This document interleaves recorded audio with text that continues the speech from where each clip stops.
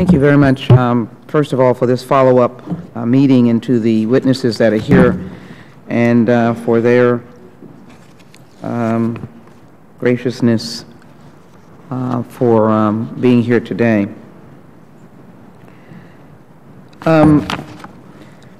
Chairman, thank you again, and I would like to first join the administration in recognizing all of the men and women in our intelligence and counterterrorism agencies for their role in yesterday's events that led to the disruption and capture of a suicide bomber from Yemen who intended to detonate an explosive aboard a U.S.-bound flight. It is noted that the events that unfolded yesterday and compounded by the events surrounding the failed attack aboard Flight 253 on December 25, 2009, display that we must address vulnerabilities of foreign airports with direct flights to the U.S.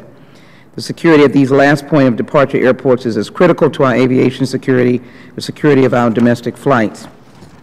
Just as an aside, Mr. Chairman, and just putting it on the record, and I think it's appropriate that we have, particularly our Transportation Security Committee, I imagine it would be something for the entire committee, but a full briefing on the incident that was at least announced yesterday. I'd also ask that we collaborate together for another hearing on aviation security. One of the issues that I raised early on was cabin security, but I think we're familiar with a new climate dealing with these items or these particular assets that detonate, and what's in the public domain is how they're detonating, who's using them, the physical aspect of it, and who is at the genesis of it. So I would hope that we would be able to have that hearing.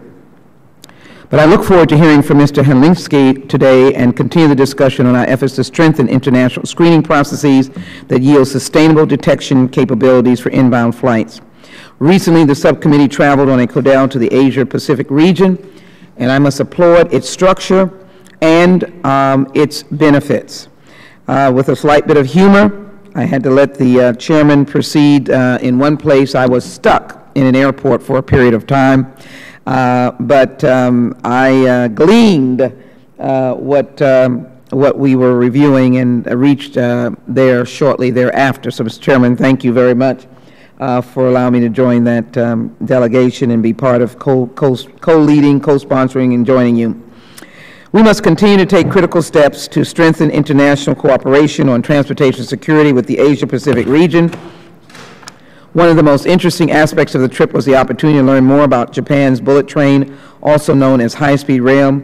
It is imperative to note that we are currently in a unique position with regards to ground transportation security policy. Unlike with aviation, we have the opportunity to build a brand new mass transit system and develop superior security standards at the design level, as opposed to retrofitting an existing system in response to an attack. I look forward to continuing this dialogue with the Department and learning more about best practices gleaned from other countries on mass transit security with that. Mr. Chairman, I would like to submit for the record a statement by the U.S.-Japan High-Speed Rail Association, which articulates significant findings concerning this matter. Well, without objection, so ordered.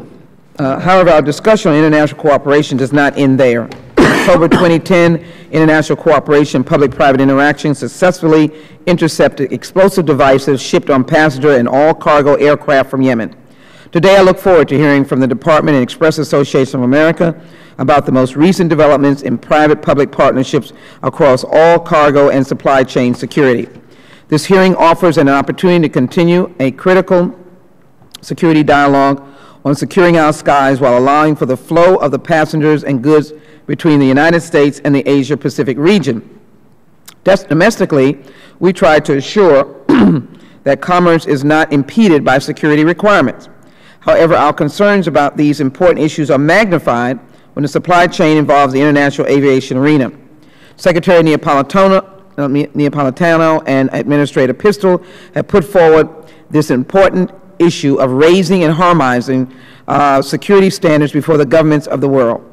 In the last 2 years, the administration worked diligently to take significant steps to harmonize security standards and establish a stronger working relationship with the Asia-Pacific region. Agreements have been signed and accords have been reached. Today, we must ask the question, how does the United States and how can the United States leverage these developments to secure aviation from terrorist attacks and ensure that terrorists do not sabotage our cargo supply chain. I remember speaking to those who pilot cargo planes and committing to them that we will not leave them out of this circle of security.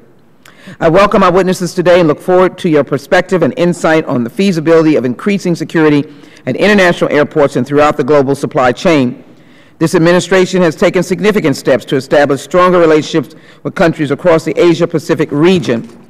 Now more than ever, we must collaborate with our partners abroad in government, at airports, with air carriers, and throughout industry to reach solutions to the complex issues associated with aviation and the global supply security chain. Let me say that America is embarking on high-speed rail, which is a complement to what we're doing here today. That was one of the items that we were able to see firsthand when we were in the Asia-Pacific area. Texas, Houston, Dallas, and other cities are excited about the opportunity for high-speed rail. We realize that on the West Coast, they're eagerly awaiting to begin.